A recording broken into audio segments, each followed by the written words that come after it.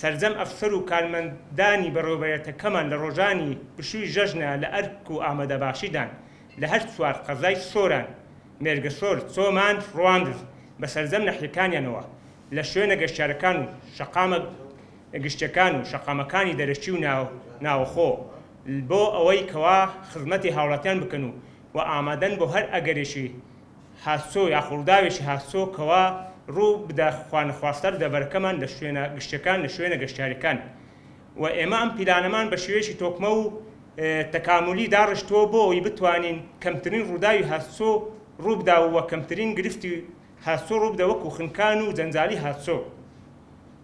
و داوا لە برا شوفێرەکان و هاوڵاتیان بە گشتی ئەکەین کەوا هاوکارمان بن و پابەندی ڕێنماییەکانی هاتسۆ و یاساکانی هاتسۆ و سیستەمی هاتسۆ بن و هاوکاری تیمەکانی ئێمە بکەن لە کەرمەندان و لە ئەفسەران و لە بەگشتی بۆ ئەوی بتوانین خزمەتی هاوڵاتیان بکەین و گرفتەکانی هاتسۆ بۆ ڕادەیەکی کەم بکەینەوە کەوا جێگای ڕەزامەندی گشت لایەک بێ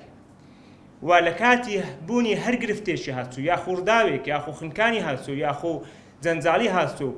پەیوەندی بە تیمەکانمانەوە بکەن یاخۆ لە ڕێگەی ژمارە تەلەفۆنی بەڕێوەبەرایەتەکەمان کە 0850 217 0500 بۆ ئەوەی کەوا ئێمە ئاگادار بین لە هەر ڕووداوێک بە زووترین کات و بە وەختێکی کەم بگەینە شوێنی دیاریکراو بۆ چارەکردن و حیلاتکردنی ئەم گرفتە.